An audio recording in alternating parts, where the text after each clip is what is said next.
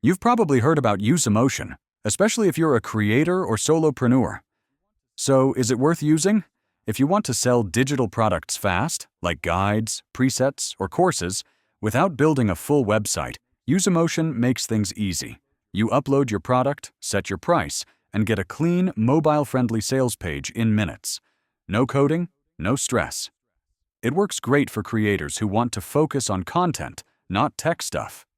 You can share your link anywhere, Instagram, TikTok, email, and it handles payments, upsells, and tracking all in one place. But here's the catch.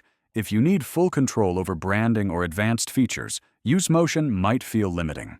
It's not Shopify, it's made for quick, simple selling. So, is it worth it?